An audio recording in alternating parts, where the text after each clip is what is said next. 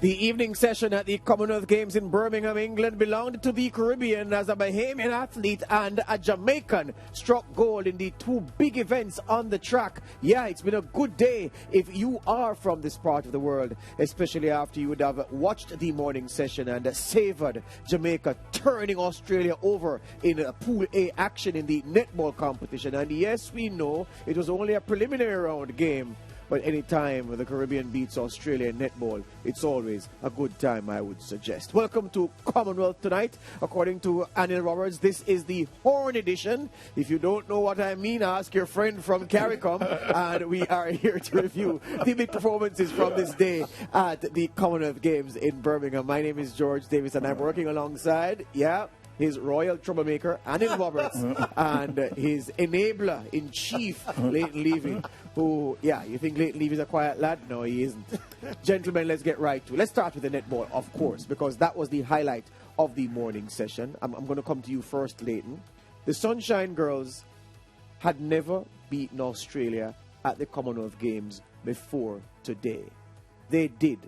Better than the result, Leighton, was the manner of the performance, especially when you consider these Sunshine Girls held mighty Australia to just 9 goals in the fourth quarter.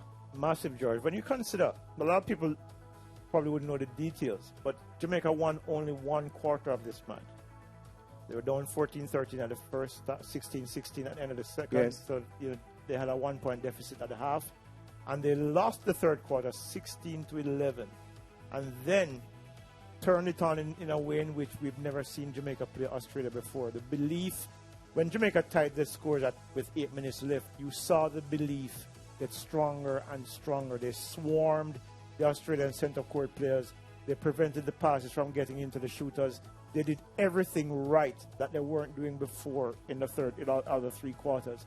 It was a massive victory psychologically, and now they have the belief that the gold medal is possible because beating the #1 team in the world, yes, it's preliminary round, but you've gotten that out of the way. You know that's what's possible. The next 2 teams are going to be tough, whether it's New Zealand or they play New Zealand next. But whether it's New Zealand or England, or whoever it is that they're playing next, it's going to be the Jamaican team with a greater sense of belief, a greater sense of understanding what is required to pull off this victory and get the gold medal, which I think they deserve. Yeah, before we come to the mash gas, man, let's take the last minute of that Australia-Jamaica contest and hear what the commentators had to say, how they described the final 60 seconds. Bounce in again. She's waiting.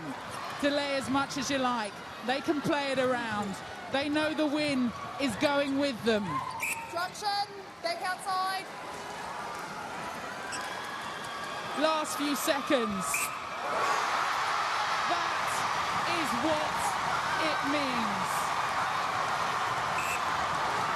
Not quite that Jamaican defensive technical coach. So pleased, but Brathwaite says, I'm still in this game, but it's all too little, too late. Jamaicans are on the court.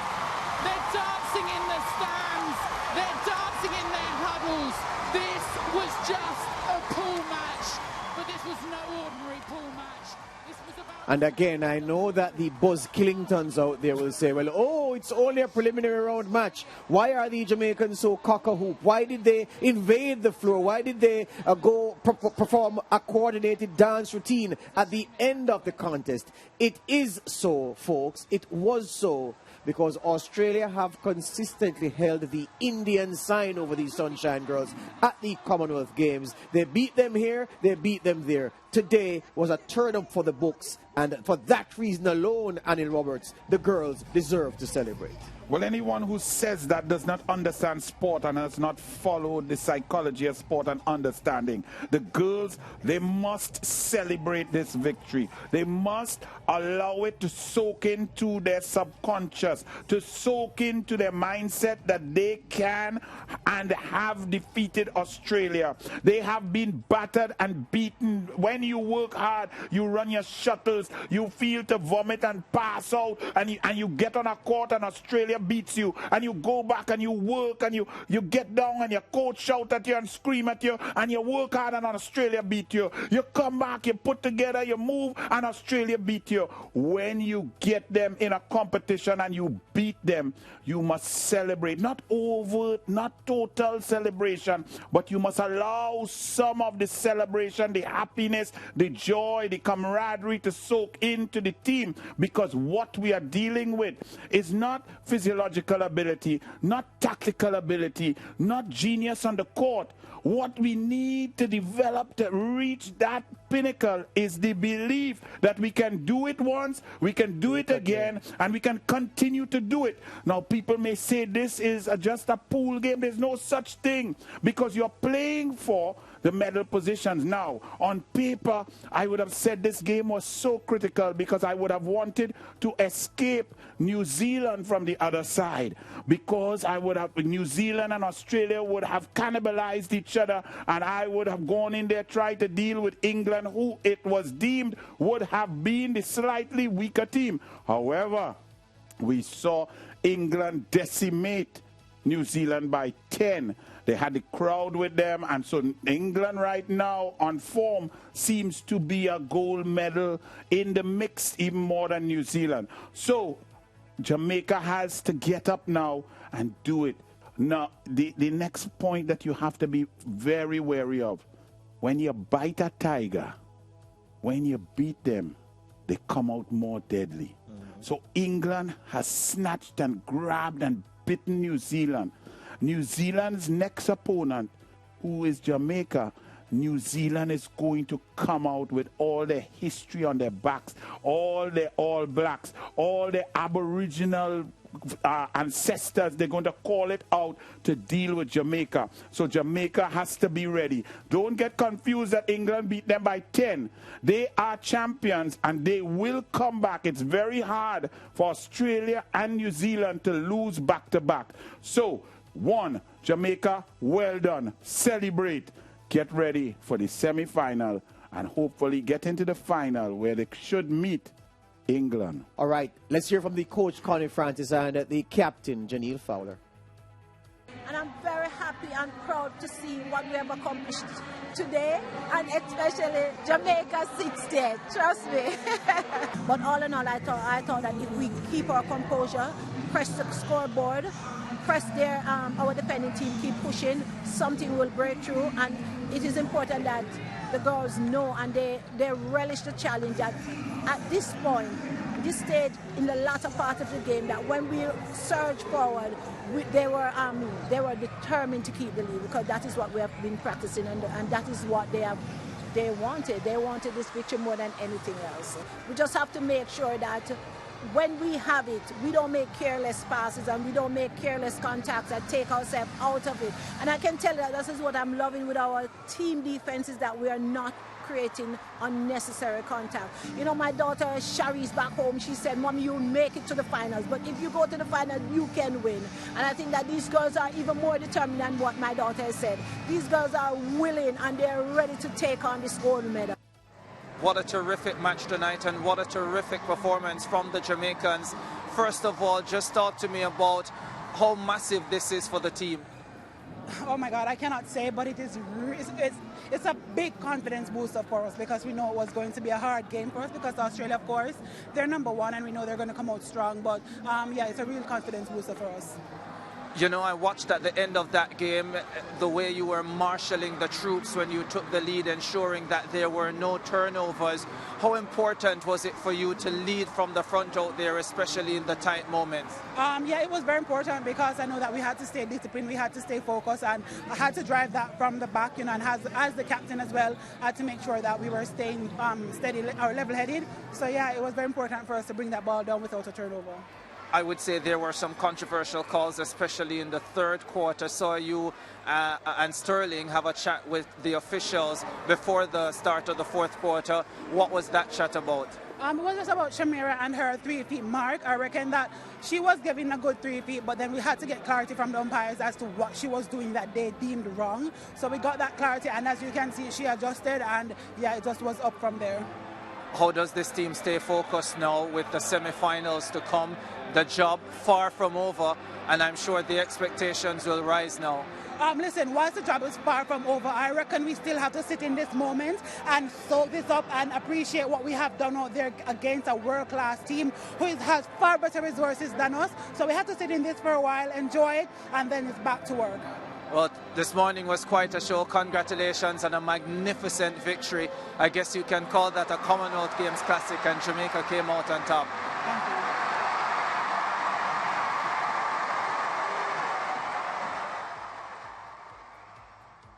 No wonder Shamira Sterling is so good. She wears the red bottom Jordans. Leighton Levy, let me say this to you. Critically there from the interview, another excellent one again from Ricardo Chambers. Janelle Fowler, the captain, said, when Ricardo prodded her on the third quarter and the bad calls and the word with the officials, the leading official, it's an indication, Leighton, Anil, of status. What do I mean? Who is Janelle Fowler? The best shooter in the world. Who's Sterling? The best defender in the world. Is this known only to Jamaican netball fans or Caribbean netball fans? No, the officials know them because they are the stars in the best netball competition in the world.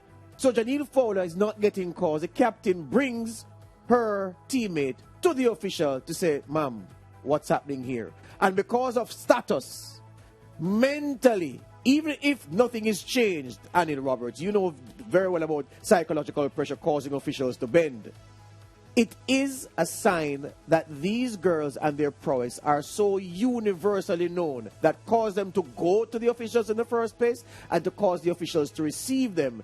A measure of status from those two, I think we're looking at a team by extension now that the world knows and appreciates. Is not a chancer who might swing and hit the glass jaw now and again of an opponent, but a bona fide champion team in the making. And because of the status of these two ladies, they exerted their influence to make the situation favorable to them. It's a long thing, Leighton, but I hope you can associate yourself with those and the comments. reality is that they use that influence in a very mature way.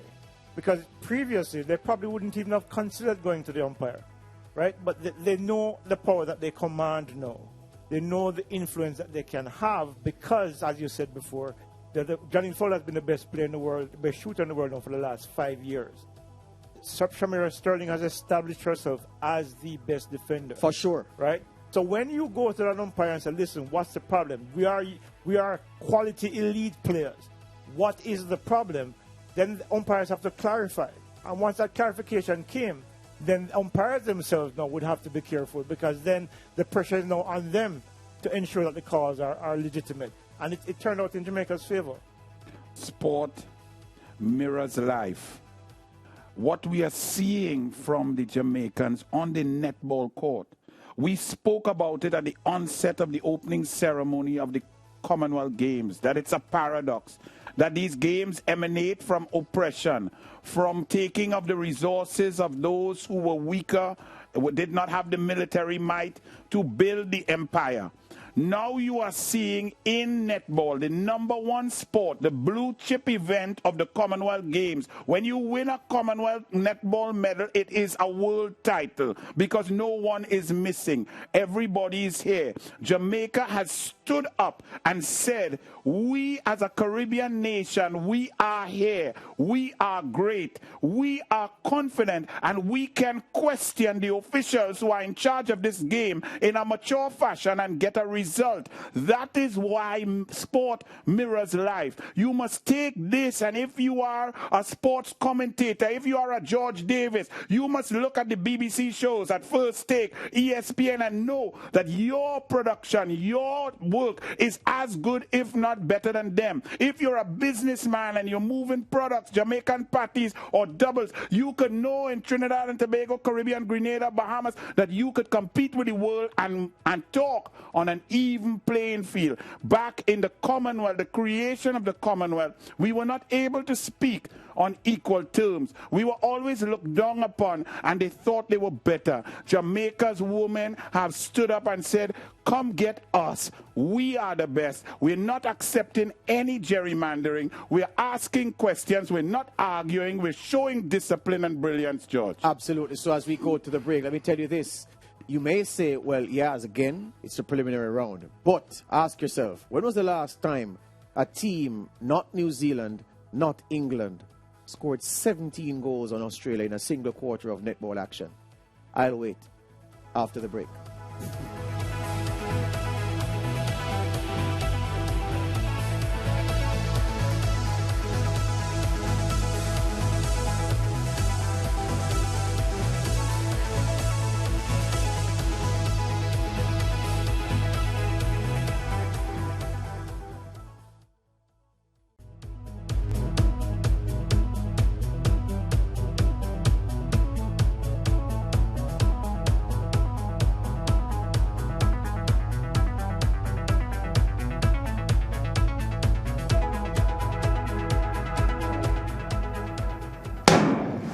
Their way first time. Broadbell's got a good start and he's up on the rest of the field. Remember, he was the quickest qualifier. He's pulling away from everyone here. What a performance. Watch the Posy on the near side and the Bahamian on the far side. Oh, 13.09. That was superb. He was the fastest man to make it through to the final. And on a cold night in Birmingham, he has flown to glory for Jamaica. He went, he promised, he delivered. Rashid Broadbell, ladies and gentlemen. There's your Commonwealth Games sprint hurdles champion, tying the game's record, 13.08. The arch diver in the 110 meters hurdles, Colin Jackson, set that record 3 decades ago. And this man, Rashid Broadbell, has equaled that mark on a chilly night in Birmingham. What about this man, 32 years old, Shane Brathwaite, a medal at the Pan Am level, world youth champion for Barbados, the first Bayesian to win a gold medal at a major event, the former World Youth Championships. And it has taken him a while to get something significant on his CV to go with that. But he has a silver medal here and very well earned. That's the rejoinder as we welcome you back to Commonwealth Tonight here on SportsMax. We continue to cover these Commonwealth Games. Anil Roberts has stepped away for the moment. We're replaced by Obadele Thompson. And as he is fresh laden, I'll turn to him first for perspectives on Rashid Broadbell and Mr. Brathwaite in that 110 meters hurdles. Broadbell had an excellent race. We noticed that he set a season best 13.16 and went in the semifinal with the fastest time by almost 0.2 of a second. But it wasn't a perfect race. Here he ran a perfect race. Set a new personal best, equaled the game's record, dominant performance. Shane Brathwaite from Barbados, I must correct you, he did place third in Glasgow in 2014 at the Commonwealth Games. Well, there you go. Silver is a lot greater than bronze. So there you go. I got out of jail. But from lane one, you know, he was in lane one in the semifinals. He was in lane one at the World Championships in Eugene a couple of weeks ago and didn't finish the race. He ran tremendous. 32 years old to be still getting hardware at this level in an event like the 110 hurdles, amazing. Leighton, if you agree with Oba's verdict that Broadbell's race was perfect, where was the perfection in how he went over the obstacles, the steps between each obstacle, what? Everything, actually. He was good between... Well, first of all, he got a great start. He got to the hurdle, I think almost among the leaders, actually got to the hurdle first. And he was very good between the hurdles. His rhythm was good. And, I mean, I think in the middle of the race, I think he started to overextend just a little bit. I think he got a little bit excited. But he recomposed himself, and he had superior speed. So it was a very, very solid race. The best race he's run, 13.08 will signify the time. And, you know, it reminds me of back 2011 when Usain Bolt and Johan Blake were in that final in Daegu, South Korea, the 100-meter final, and Bolt fall started and opened the door for Johan Blake to win his first world title. This is similar to that for me because I think this win will make Rashid Broadbell a legitimate threat across all events because had he run like this in Oregon, he probably would have ended up on the podium as well. And Jamaica has the last two Olympic champions in Omar McLeod and Hansley Parchment. This now is perhaps the next great Jamaican hurdler. And this is his breakthrough moment. And I think it's a massive moment for Jamaican sports, Jamaican hurdling, and for Rashid Broadbell. Yeah, Biggie Smalls sang about kicking in the door and waving the you-know-what. Let's hear this interview that Rashid Broadbell did with Ricardo Chambers. Rashid Broadbell, in many ways you looked rusty and out of rhythm at the World Championships, and you come to the Commonwealth Games and turn it around in the most fantastic fashion. A games record, 13.08. Can you put into words how you're feeling right now? Not really right now, but I'm just truly humble, truly grateful right now. Can't wait to go and call Mom right now, that's all. I mean, how were you able to turn it around in such a short space of time, narrowly missing the World Championship final and now looking super smooth to win the Commonwealth title? I mean, missing out on one place, that really hurts. So sat down with my coach and we said, hey, let's get this rhythm thing right, because I already have the leg speed in between. So that's what we did for these last few weeks. So there was some pressure midway the race tonight. How were you able to shrug off the challenges? In fact, if anything, you kind of went away in the closing stages. How were you able to hold that composure? I mean, as I said, me and my coach been practicing rhythm. As I said, I have the leg speed already. So once I keep that rhythm going and keep flowing, I know it'll prevail. Yeah. Everybody knows that you switched coaches at the end of last season from the great Stephen Francis. Ronaldo Walcott is guiding you, the man who also guides Shelley and Fraser Price. What's it been like working with him? I mean, it's great. As you can see, the results really great. So, yeah, I'm feeling really great. And I know he's really proud right now. Can't wait to go and see him as well. Well, congratulations on the gold medal and all the best going forward. All right, thank you.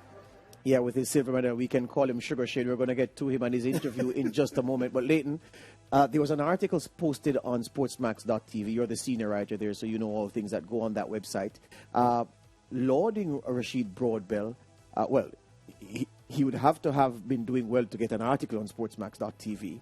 And it spoke about in March or May, thereabouts, that period, March to May, of him doing 13:36 and then 13:21 and talking about how good form he was showing. Between then and now, 13:08 and a games record. His progress, Leighton, in those months over that period has been tremendous, and it shows the steady improvement paid off big today. And he explained it to me after he ran at the national. It was the May meet. It was earlier than the trials. The Velocity Fest meet. He was second to Hansel Parchment, and I asked him about his progress, and he said he got hurt just before the trials last year at the Olympics, and he missed the Olympic Games.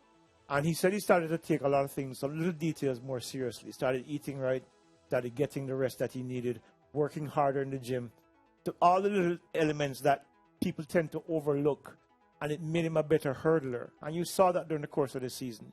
He was progressively faster, he was consistently fast.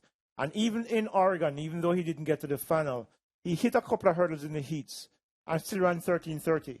In the semifinals, did the same thing around 13:27. You knew that once he was able to race cleanly, he was going to be fast, and he delivered today. Yeah, all right. What about Shane Brathwaite? A silver medal for the big man. Let's hear what he had to say. Shane Brathwaite, you've been so consistent over the years getting to World Championship finals, and you finally break through with a major medal, silver tonight. Yeah. How significant is this for you? Man, it's a big one. This year I've been up and down. With these last couple of years, I lost my contract from Adidas, and I just been trying to fight through it. You know, it's just been so tough, man. Just trying to stay motivated. You know, without having that funding. I mean, Barbados helps me pretty well, so that's what kept me afloat. But as far as like the contract wise, I didn't have that, but you know, I keep fighting. You know, and to come out here and get this medal just means a lot, man. How have you coped mentally in that period, especially in a COVID period when, in truth, a lot of the shoe companies are cutting contracts, and it's so difficult for a lot of athletes to get? Yeah. Man, honestly, it's been one of the toughest things I dealt with mentally. But my support, my family, you know, everybody who's been in my corner, they know who they are. And, man, I'm just grateful for who's in my corner. All thanks to them, because me on my own, I was having a lot of doubts, you know. And but I just keep fighting with that help and get that silver tonight. Yeah, do you suppose after tonight's performance that you'll be able to bargain for a good deal? Man, I hope so. I really hope so, man. I mean, I made World Championship Finals a couple weeks ago. I mean, it didn't go as well as I wanted to. I didn't finish. But the show I've been consistent, man. I'm 32 years old and still making finals and still medaling. You know what I mean? So I hope the companies see that and just give me a shot. Well, all the best going forward, Shane, and congratulations on a great run tonight. Thank you. Thanks so much. Love the Bajan accent, and that's my good Barbados friend who said, man, yeah? So tell me something. Over.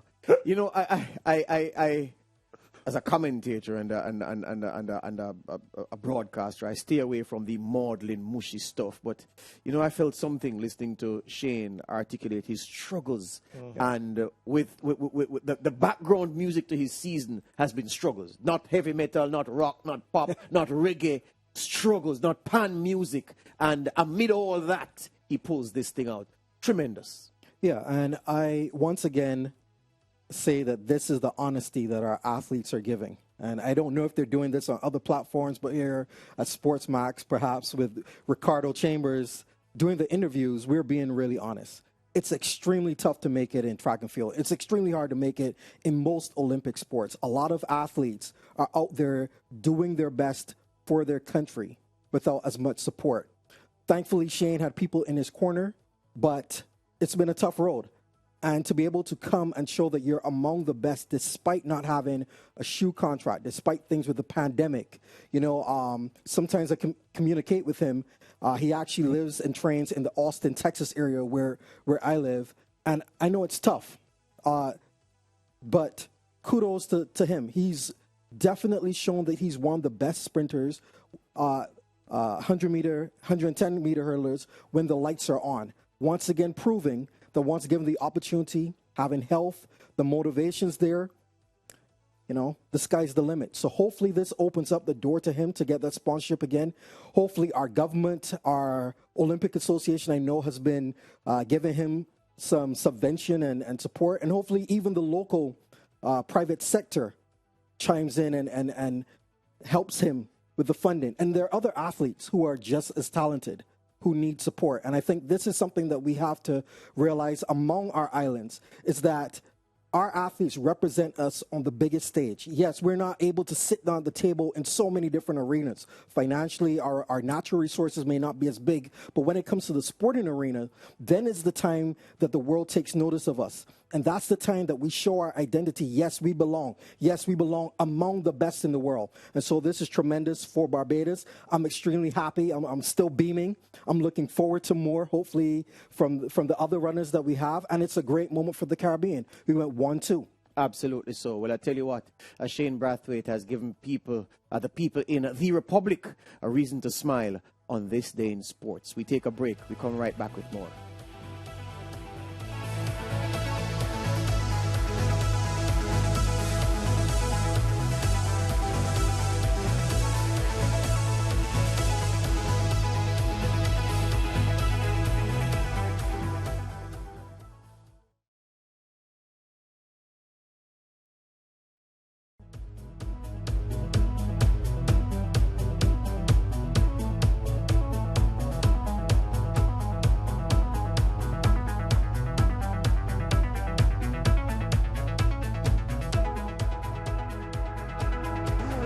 For him today.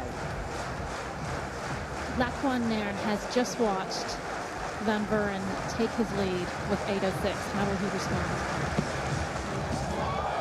Oh, and that is a big one. That looks to be right on the mark from Van Buren. Excellent power down the runway. It's going to be close to that lead of 8:06, isn't it? Nice little battle brewing here between the Bahamas athlete and the South African. It's going to be like to see a few leadership changes. He's a really, really exciting athlete because remember, he started out as a high jumper. He's got brilliant all-round muscle definition and he's in the lead. 8:08 by the man from 242 gets him gold. Nairn standing at the highest point on the podium to collect that gold medal. fantastic from an athlete that has really caught the eye of our expert analysts on this Commonwealth Tonight broadcast. I can't start with anybody else but Oba. Oba, your boy, has obliged. You've been speaking a lot about him on camera, off camera. You fancy him as a sprinter. Yes. I suspect you may be finding his management team and passing a word to them about what they could do with him. But first, talk to me about his long jump gold medal performance. Yeah, he, as we just saw, he got the lead early, 8:08. And he actually had the best series. His second best jump was 7:98 and 7:94. And actually the second place finisher, who is Srishankar, exactly, yes. from India, who came in as the favorite, had the equal time to him, equal distance to him, but on count back, his second best jump was 7:84. So Nairn, to me, I look at him, I see so much potential. I see the confidence there. Hopefully this is a watershed moment in his career that takes him to higher heights. I really believe in the right hands he could be a great 100-meter sprinter. But for now, we'll celebrate what he's done and his exploits in the pit. And maybe there might be some crossover in the future. Yeah, Leighton, I was saying to you before the final was decided that I thought that 8:12 would have been good enough for the gold. So this wasn't quite 8:12, but 8:08, not bad. No, not at all. And when you consider he had a big PB this year in the long jump, 8:22, and that was just a few weeks ago. It was, wasn't that long ago. So he's still in that kind of form. And as I said prior to the competition, I thought the win was going to come somewhere between 7:80 and 8 little bit, and that's exactly how it played out. And I thought overall, despite the I don't want to pour cold water on the performances because they were good, but as I said, we've been saying before, the long jump is not where it has been in the past decade or so. And for clarity, you're not just talking the Commonwealth Games, you're talking overall. Yeah. I think the 8th best jump in the world this year is just over 8:30. So you're looking at things have kind of tapered off a little bit, but for him to get 8:08 here under the circumstances where he just lost his lead in a tight competition, because when you consider that Sean T. Thompson of Jamaica, was fourth with a season best 8:05. You can see how close it was. It's just a few centimeters. Yes. So it takes steel of some level, and of course a sense of belief that he could actually do it for him to get that win, and well deserved as well. All right, so what did the tall man have to say about his performance? Let's hear from him. All right, so we're queuing up Laquan Nairn. We're ready, so here we go. Laquan Nairn, what a wonderful year you're having, indoor record, outdoor record.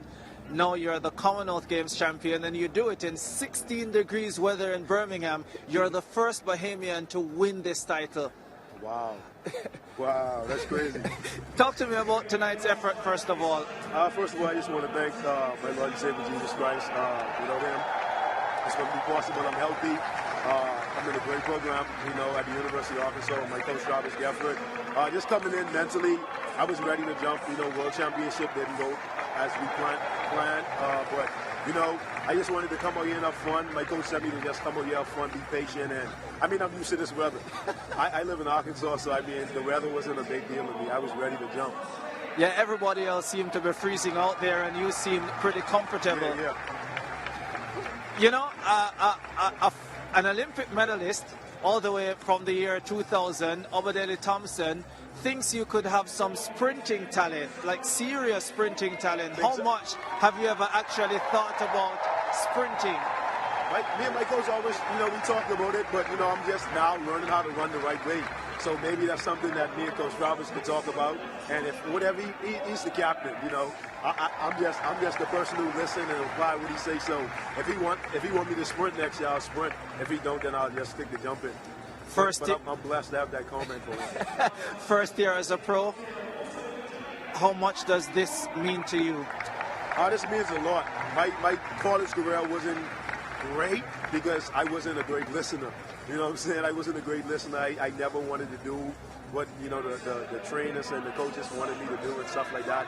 And so just, applying the things that I should have did in college and applying it now. I have a great trainer group back in Arkansas as well. They push me and, always keep me humble because I'm training with some big dogs down there. And so, this means a lot. This means a lot to me, and especially for my family. When I come over here, I'm not just representing the chest, and you know what I'm saying? I'm representing the kingdom, so I have to, you know, this means a lot, bro. This means a lot. Well, congratulations. Awesome performance tonight. First Bahamian to win the long jump title at the Commonwealth Games. And you're right, your training group in Arkansas is great, and it's about to get even better. So we look forward to what happens next season. Congrats. Thank you so much. Absolutely, it's a tremendous there. The fact is that this man makes history in the long jump for the Bahamas at the Commonwealth Games, the first man to win that title from the Bahamas.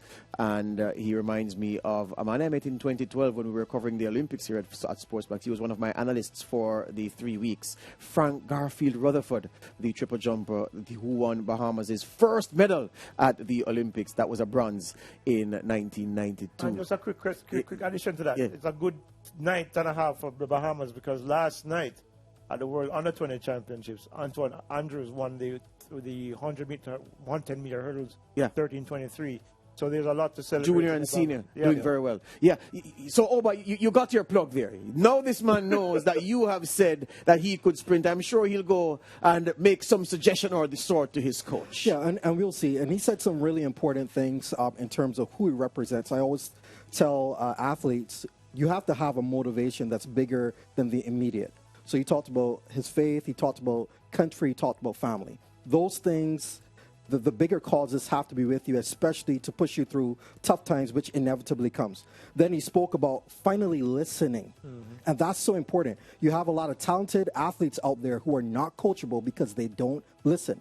But he's finally bought into his program. And then the third thing, of course, is that he is in a good training group. And that training group and that environment inspires you to do great things. It's very difficult to be a lone ranger and perform at the elite level. And that's the reason why you see there are often camps with exceptional athletes or very good athletes. They push each other the day that you don't feel good, the day that you feel lazy. You look around, you see someone else having a good day. The likelihood that everyone's having a bad day is really small. And so he got used to being in an environment which is cold, which is competitive. He brought that here. You can see it on his face. He looks happy. We expect bigger things from him in the future. Yeah, even the Lone Ranger had a sidekick. Tonto was there all the time. Leighton, the fact of the matter is that we can. Well, let's transition from Laquan here. Let's transition from Laquan here and talk about the big man with the discus for Jamaica, Travis Smikle. A bronze medal in the event, Leighton. It's not been the best of times for Jamaica's throwers collectively. It's been a bad patch. That would be fair to say. Since 2019. Yes, and amid all that, and he has his own struggles dealing with no one before. He pulled out a bronze medal with a best throw that wasn't bad. No, it wasn't bad, but I'm sure, knowing Travis very well because, I've been, associated with Travis since he was at Calabar High School when he was the bronze medalist at the World Under 20 Championships, and he's had a lot of struggle, injury, a drug suspension. He's coming back. He's had a host of injury issues last couple of years. But this year he was Jamaica's leading thrower, 66 meters, 70 I think it was. So, going into the championships, I had a chat with him when he won the national championships, and he felt like he was ready to really throw far. So for him to throw just under 64.58 this evening, I don't think he would be happy with the distance, but he would be happy with the medal because it's something to come back with. Having left with the intention of doing better at the World Championships, which he didn't, and of course now an opportunity to get a medal and come back home with something from the hard work that he's put in so far this season. And it wouldn't be a trite to call these games for many athletes the pick-me-up games, because Elaine Thompson here, bad time in Oregon, comes here, lands gold, and is through to the next phase of the 200 meters. Travis Smikle, as Leighton said, the difficulties that he's had, comes here and he picks up a medal. I've never seen anybody win anything and suffer by virtue of winning it. It's always up and up and up. And this can only be good for the young man. Yeah, and it's different from the sprints, and it's different in the situation, I think, even with Elaine, where she will be looking at the European meets that will come up, which is the reason I guess why Shelley and Sharika missed these Commonwealth Games. For Smikle, this is a good showing. Leighton talked about the things that he's struggled with, and to get hardware, to know that the hard work that I've done know that the obstacles that I've faced, I'm starting to overcome. Sometimes the World Championships is extremely tough because it's so many people. And even though the Matt Denny from Australia that won is an extremely good thrower, it's good to get hardware. Yeah. Always good. Absolutely so. All right. So that's that. Travis Smikle winning the bronze medal there. Let's hear from him. Travis Smikle, bronze medalist at the Commonwealth Games to add to the silver 4 years ago. I suspect tonight came with its unique challenge of the 16 degrees weather. Talk to me about tonight. Listen, when I was warming up, the weather, it wasn't as cold, but as the hours progressed, it became very chilly, and I am not as flexible, so it takes a lot for me to warm up. So when I came out here to the competition and I was doing my warm-up throws, I was like, wow, this place is really cold. But as you know, in sports, you have to adjust. And it took me the fourth round to adjust. I thank God that I made it to the finals, you know. But trust me, it was really difficult, but I had to work with it. Yeah, I mean, you improved with every single throw up to that fourth round, 64-58, which got you the bronze medal. Was there any point of that competition where you might have been a little bit worried? No. No, let me tell you why. At the end of the day, especially for this season, I knew where I was. And as my coach said to me with each round, just relax and execute. And I could have thrown much better. But I give thanks for the 64.5 medal to add to the silver in Gold Coast. And yeah, I wasn't worried at all. I just had to compose myself and execute. Yeah, what does this medal mean to you? It means a lot because I wanted a world medal. I got it. The World Championships didn't go as I wanted it to, but you know, I'm happy for this medal. So I have a silver, I have a bronze. Maybe in the next 4 years I'll go for the gold. We look forward to it, and hopefully the next 4 years we'll have better weather as well. Yeah. Congratulations. Yeah, Travis Smikle there toasting his bronze medal winning performance. Well, one of the events that we haven't spoken enough about, well, at least today on the various shows we've had, is the Decathlon. Oba did needle me, he did suggest that we needed to put on record what is happening in the Decathlon to date, and nobody will be surprised to know that Lyndon Victor is large and in charge of that event. Gentlemen, you've both been looking at bits and pieces of the Decathlon. How does the competition look so far? Not a big field, admittedly. What's the quality of the competition like? It's not been bad, actually. I thought the standard has been pretty high. I mean, Lyndon Victor has been the standout. But overall, I don't think it's been pretty competitive, and it's been entertaining as far as I'm concerned. And I've been enjoying it, actually. And it's nice to see Lyndon go up against his brother Felix, which is kind of unique. When it's very rare when you have siblings going for the same goal, and it's an interesting watch. Yep. Over. Yeah. And Felix has not competed in several years. We saw a piece a couple of days ago where they were both interviewing each other. Yeah. And so to see him come out, and I guess seeing his younger brother do so well, it's inspirational. At one stage, he was in third position. I believe he might be in fourth at the end of the day. I think he's 186 points off Lyndon Victor. Right, but to be away from competition that long, to be 34 years old, and still to be in the upper half of the decathlon, the grueling decathlon, is quite impressive. Absolutely so. All right, we take the break today on Commonwealth Tonight. We come back with more.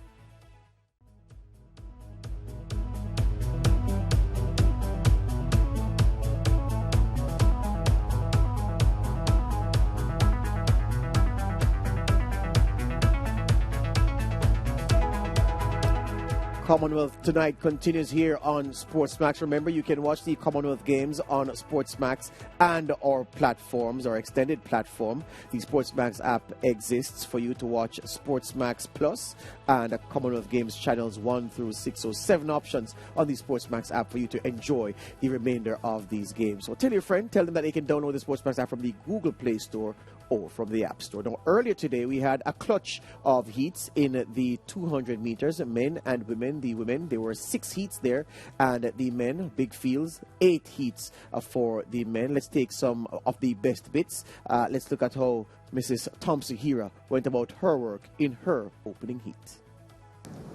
Set.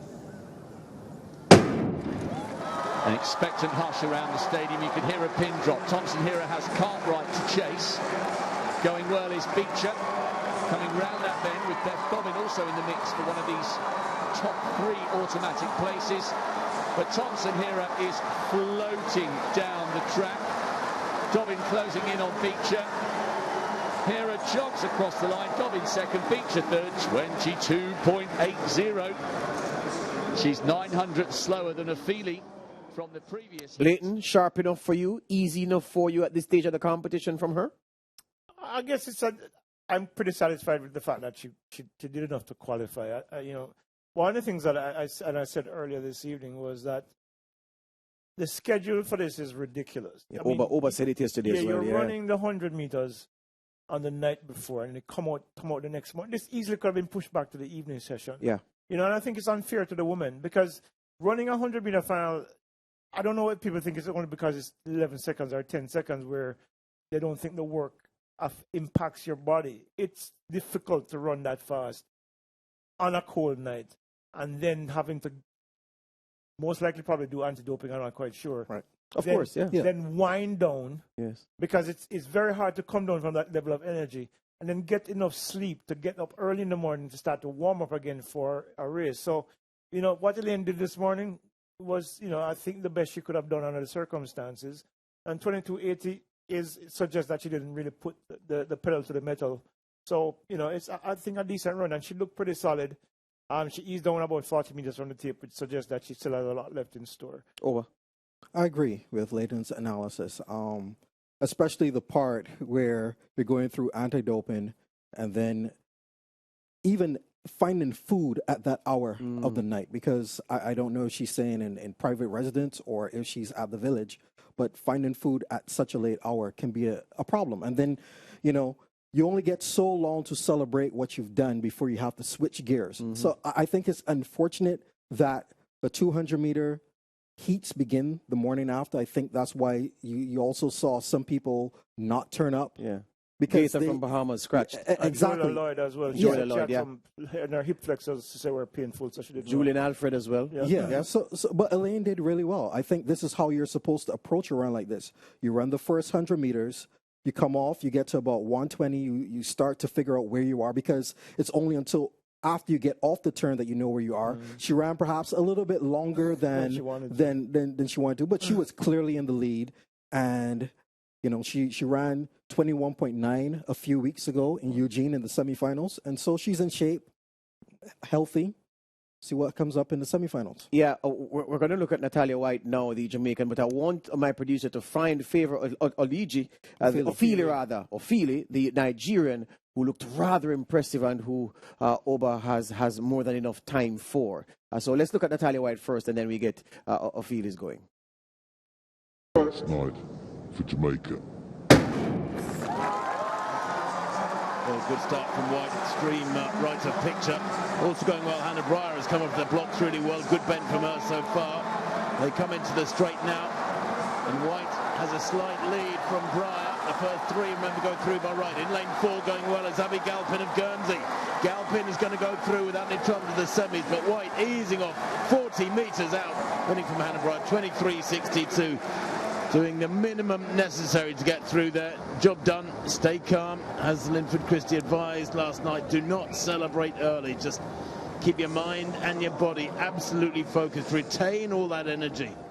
There's time for celebration ahead. Your impressions of Natalya White, Leighton? I thought it was a pretty solid performance. Natalya White has run 22.20 this year. So she should be coming in here with form. She didn't run particularly well in Oregon, like a lot of athletes didn't.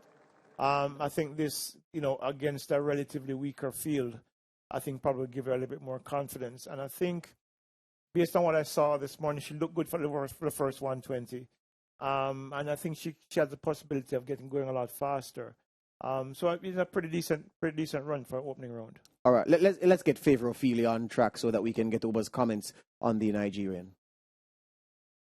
The bend, but I can tell you the wind is stiff as a poker in the direction of the face of the athletes on this top bend in Birmingham. Ophelia running well in lane number 3. That's to be expected. It's a nice, smooth transition. Bass of Gambia going well on the outside in lane number 8. Zawaka of Malawi off the pace in this one. That's better though, and that's more impressive. That's good. 22.72 seconds. And the Nigerian. So, Oba, what is it about Miss Ophelia that finds favor with you? She's a very smooth runner. She attends LSU, Louisiana State University. For a brief period, she actually held the NCAA record. She ran 21.96, which is blazing fast. She came second outdoors to Abby Steiner, who then, broke the record running, I think, 21.8. But here she just looks so relaxed and calm and easy, and that's what you want to do. You want to be able to get through the rounds, expending the least amount of energy as possible. And she had the fastest time in the first round, and I think she's going to do really well. She will definitely be one to keep an eye on for a medal. Yeah. Definitely. But the only concern I have, though, Oba, and you can weigh in on this because you run collegiately, she's had over 60 races in her legs so far this season. Will that be an impact in the semi-final and final going forward? Because I know she looks good now, but the feet, as you can see, she had this field on control early. Would that impact her? She has to go a lot faster. Yeah, at the World Championship, she did not make the finals. And I think because the level of where we're at, 24.47 made it to the second round, which is quite pedestrian, if I'm going to be honest. And so I don't think she'll be challenged as hard in the semifinals. And she should be able to conserve some energy, make it to the finals, and have perhaps one final run, individual run for the season.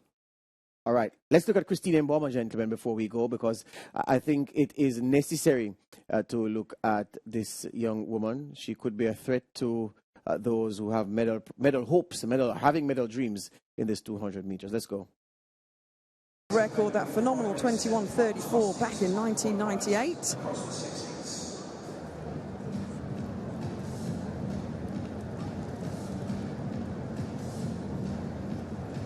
And here's the start list then for heat number 1.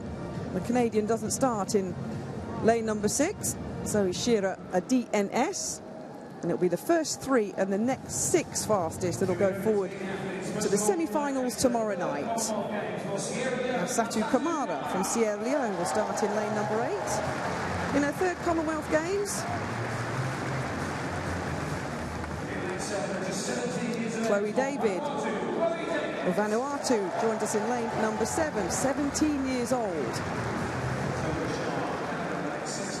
No one in 6. And in lane number 5, Christine Mboma from Namibia, the world number 4 this year. Yeah, so Christine Mboma there. Gentlemen, well, so we know that she won her heat, beating Connolly from Australia and Enduro from Kenya.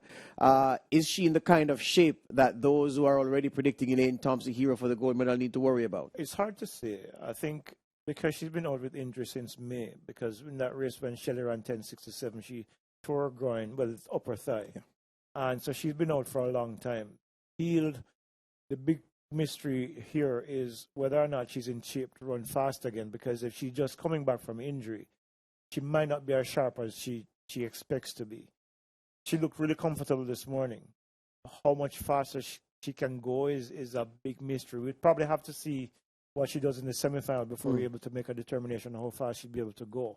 But she's always dangerous. 21.78 is one of the fastest times run in the last 2 years by anybody. And if she comes with that kind of form, that's gold medal prospect for her. And she's pretty quick down the straight.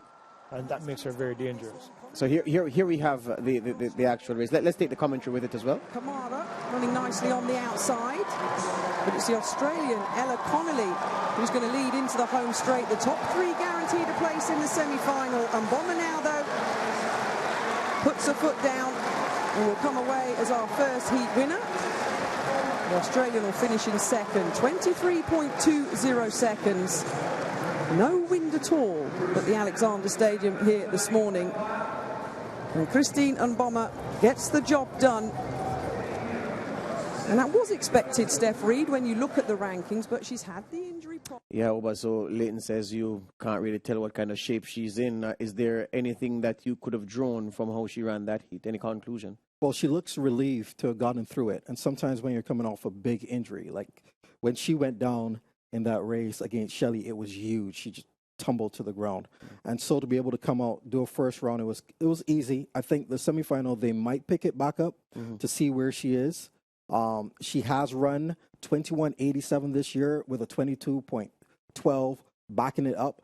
So I think they're going to test it just to make sure she's ready to go. But she remains a threat until proven otherwise. All right, let's look at the men now, because two men really caught the eye this morning from the heats of the 200 meters, the opening heats. Zarnell Hughes and Jareem Richards. Of course, those two have history of the last time they met at this level, and it's a good job Anil Roberts isn't here, because I may have to turn peacemaker between himself and Obadele Thompson. Now, of course, if there's a punch-up, Leighton, I know who I'd favor.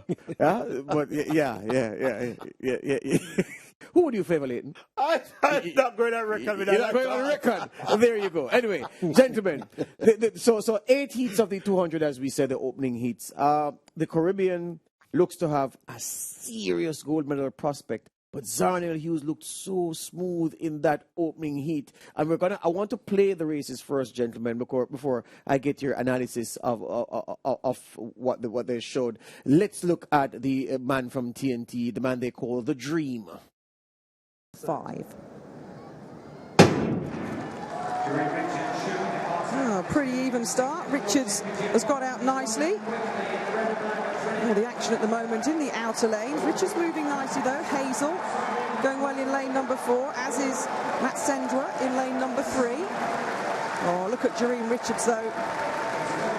Good over 200, good over 400, and 20.68 seconds. Another following wind, it doesn't matter. But that was very impressive by an athlete who has wonderful speed and super speed endurance, and confirmed at 20.68 seconds. Oh, but when you see this run, nobody need not ask if there isn't a lot left in the tank. Oh yeah, he set a personal best of 1983, winning the Trinidad National Championships, and he was a finalist at the recently concluded World Championships. He's also run sub 45 seconds. I think he ran 44.79 or so this year in the 400. The speed endurance is there. The speed is there. Here we see he just picks off the run into his immediate outside quickly.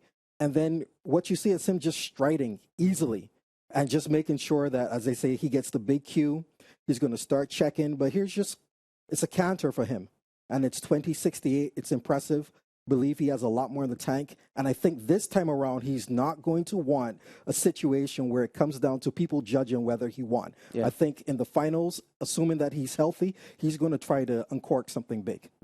This is a man, Leighton, who looks razor sharp. He is, and look, I wouldn't necessarily use the final of the in Oregon to test him, because when somebody runs 1931, it drags everybody out of their races and then completely destroys what their race plan was to begin with. But he looks really good here, and I think I wouldn't be surprised if he pulls out another 19.8 at this meet, because he looks strong. We all know he's really strong.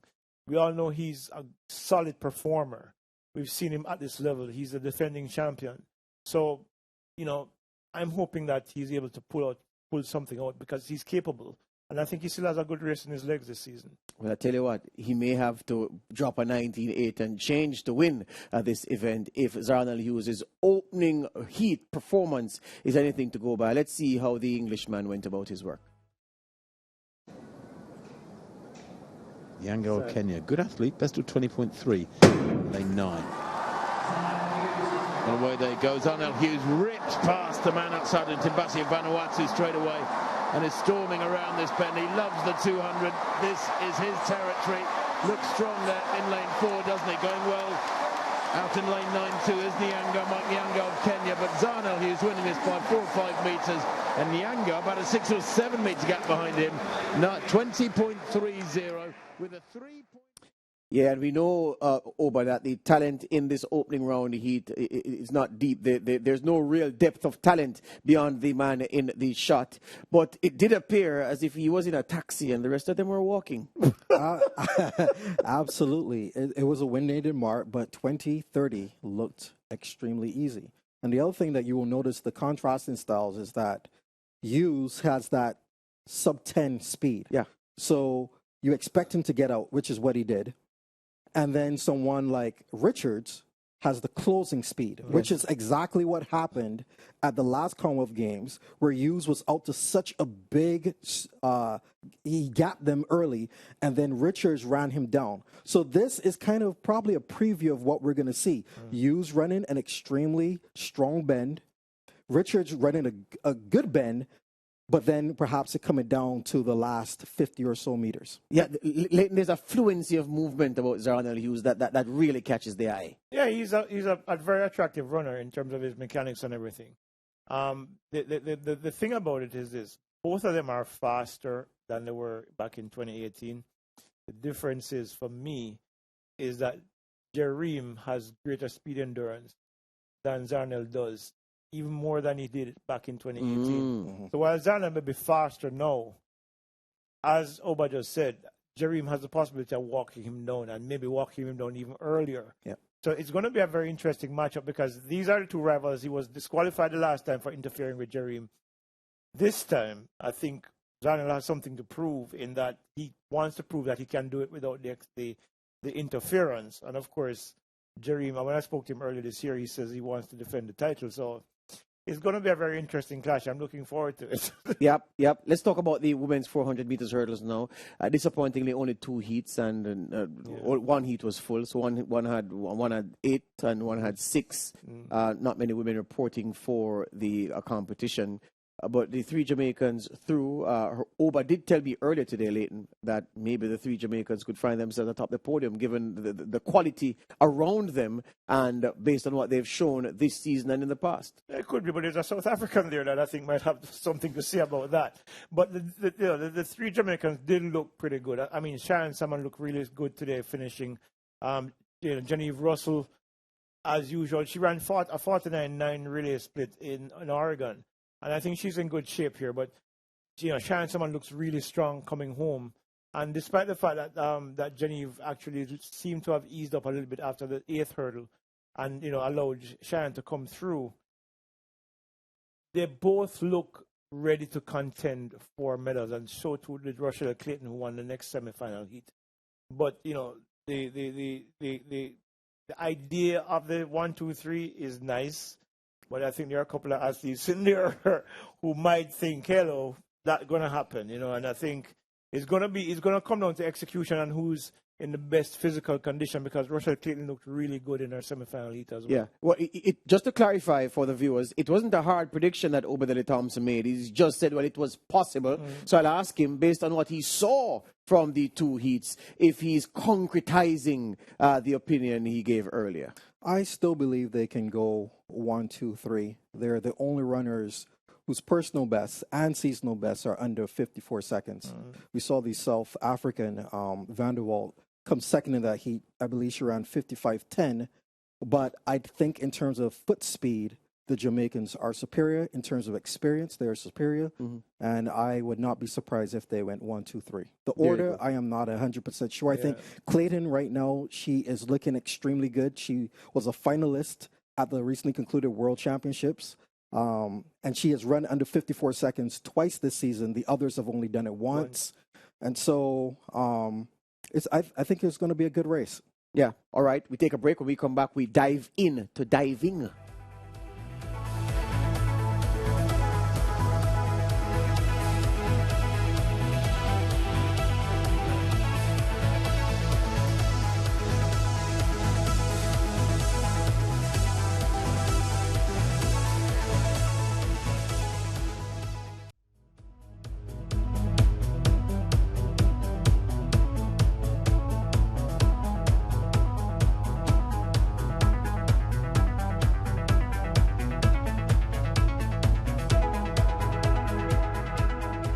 Back with us on Commonwealth Tonight. Anil Roberts returns to the set, spoiling for a fight with Obadele Thompson. I want the viewers to tell us who would win a fight between Oba and Anil Roberts. 2 fights. Who would win a fair fight and who would win an unfair fight? That is the question.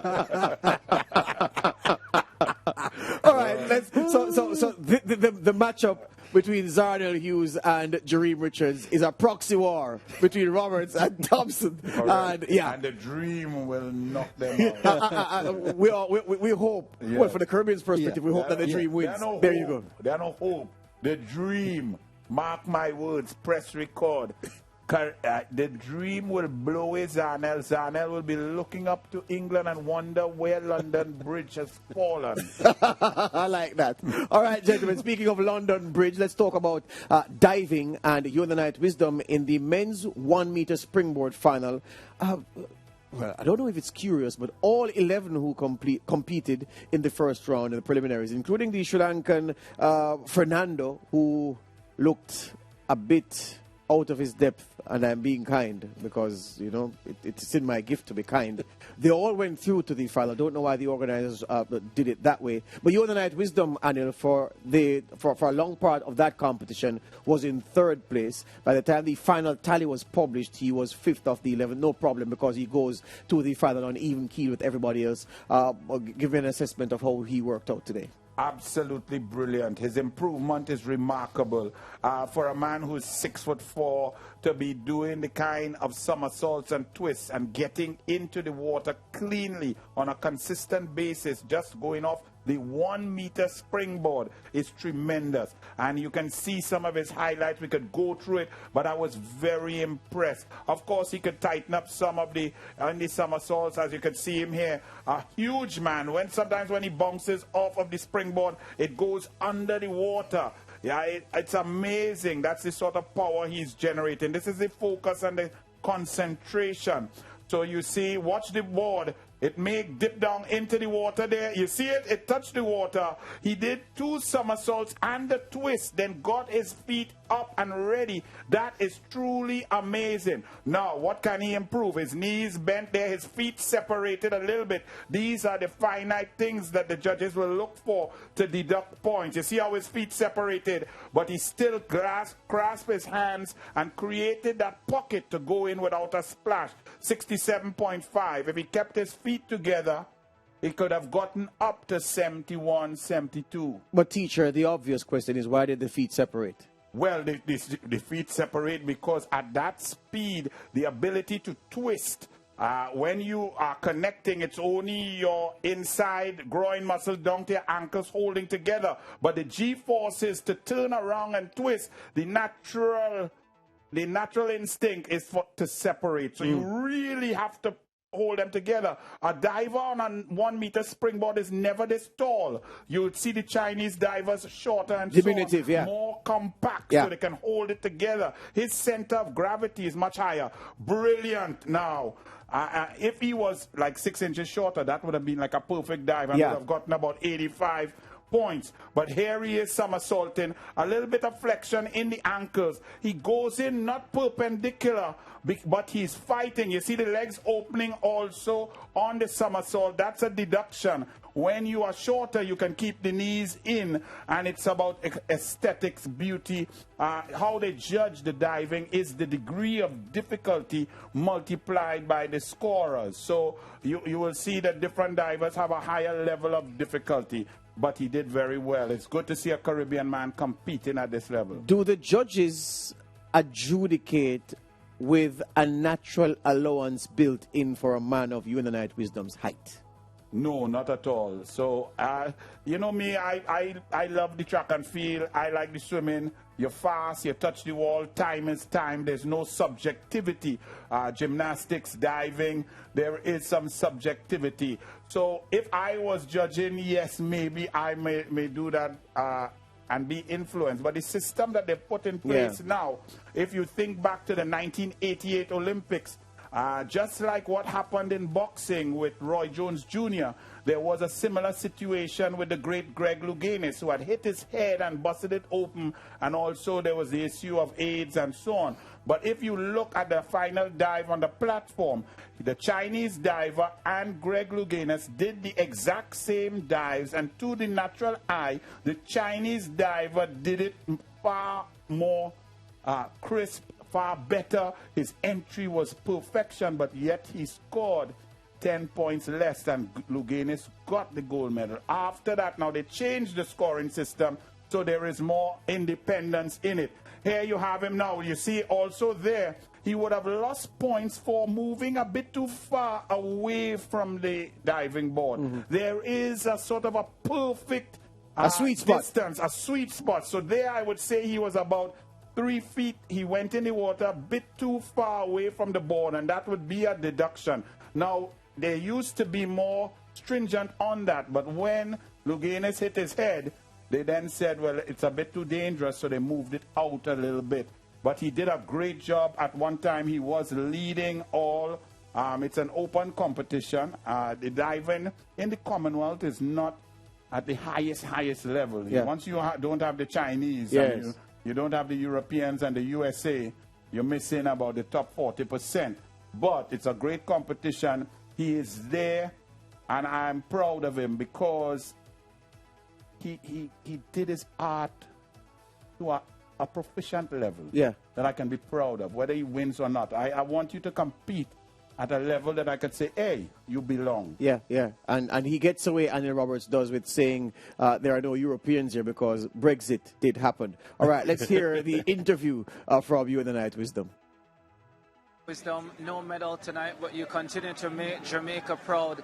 Summarize for me after that 5th place finish how that competition unfolded. Yeah, it's another frustrating one. I didn't dive at my best, so to kind of do that but still be around 5th, not far away from the medals, but that was such a high standard. There was some good quality diving in there. The top 3 scores were outstanding, and that's around my personal best of 1 meter. So it would have required literally like one of my best performances, which is hard to always bring out. So yeah, it's a frustrating one, but I can take a load through into 3 meter on Saturday and do my best there as well. You were gaining momentum in the 3rd and 4th dives, but as you pointed out, the standard was just ridiculously good. Did you feel the pressure of the top 3 just not making any mistakes? Yeah, and I made a small mistake in round 2, so I knew I needed to be good. And sometimes in diving, when you try to be too good, you try to be too perfect, like you a little bit too tense in certain areas, you don't want to be tense in and make very small mistakes, whereas you want to just be a bit more relaxed. So yeah, I think knowing that the top 3 were going so strongly, and I was kind of there or thereabouts, but needed to be good, that just put a little bit more on me. I've got to learn how to deal better with that. 4th 4 years ago in the Gold Coast, and 5th here. What do you take away from this one? I take away that I'm just still a good diver. Like, I'm a good diver, and 1 meter's hard, man. Like, that ball goes so deep into the water for me. Like, and the dives that I'm doing, I never would have believed that I'd ever be doing these kind of dives in 1 meter to kind of be in that mix. So it just reinforces that I am a good diver. It gives me confidence still, but it keeps me hungry because I want more and more and more. I know I'm not supposed to ask about expectations, so I'm going to ask about goals for the 3 meter springboard this weekend. Goals remain the same. I want a medal, and as we see now, the standard is high, and it's going to be the same on 3 meters. It's going to be tough, and I'm aware of that. So I've got to learn from what I could have done better in this event and try and improve on that when I get through to the 3 meter. So the goal remains the same. I want a medal as high as possible on that podium, but I'm ready for the battle. Well, you had great support, great crowd support tonight, and I'm sure you'll do on Saturday as well. All the best when it comes. Yeah, I had some awesome support in the crowd. Some of my friends came down from Leeds to watch me, which felt really good. So I hope we catch them afterwards. And yeah, it's just nice to have this again after Tokyo last year when it was dead quiet. It's nice to be in front of these people again. So I want more of it on Saturday. Speaks well. Very well. And 3 meter, I was about to say, is where he should be at.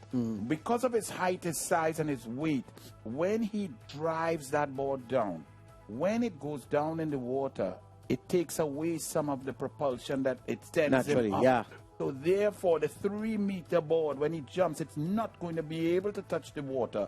Therefore, he will get the full propulsion and have more time to execute his maneuvers. He was rushing, as he said there. He was rushing to try and get it in and making little technical mistakes. I like the interview that he says, because younger athletes have to understand, when the lights get brighter and the pressure is on and people are performing at the highest level, you have to relax more. The natural instinct is to try harder, to tense up, to push yourself. You will not perform better if you do that. So you need to learn while you're training that when the pressure increases, your relaxation techniques, your mental ability to relax must come to the fore to stop that from happening. And that's why you need to compete at this level more often. You know, Obadele would tell you, the more he ran at the World Championships, the more finals he make, the better he was able to handle it. Yeah, the better he's able to fight. We take a break. We come back with more on Commonwealth Tonight.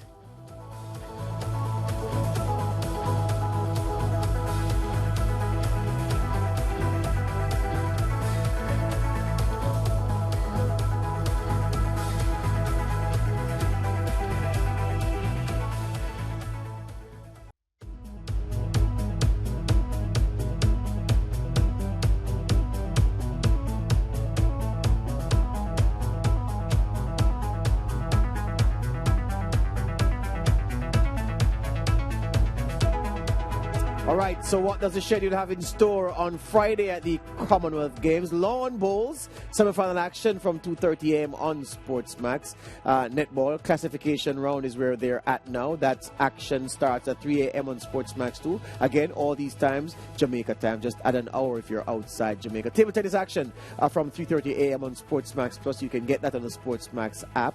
Preliminary round action in athletics from 4:15 a.m. on SportsMax. Then we have beach volleyball, Anil's favorite sport. Netball classification again, the second match in that 7:30 a.m. That's on SportsMax 2.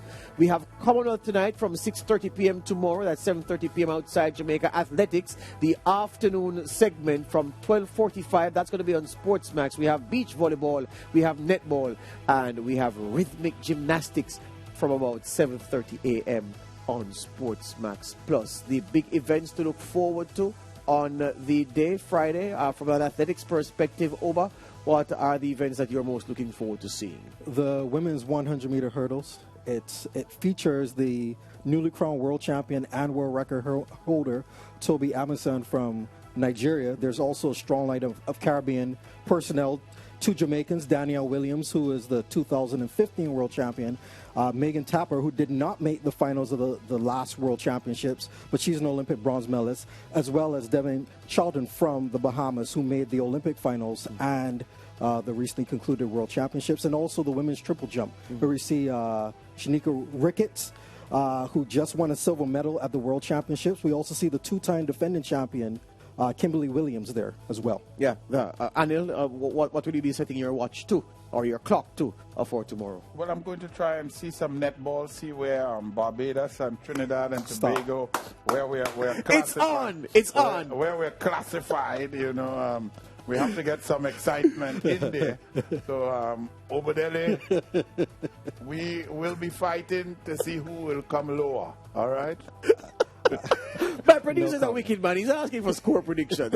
We don't want to go, Mr. Producer. Don't do it. Mr. Producer, don't fan the flame. It will be plenty versus a little bit. All right, gentlemen, we are out of time. Thank you very much. Thank you to Leighton Levy, who was with us earlier. And you know what? I'm really looking forward to see when it happens. That matchup between Jareem Richards and Zarnel Hughes in the 200 meters final. Hope both men progress seamlessly through to the final. I hope that they report to the final in the best shape possible. I want them side by side.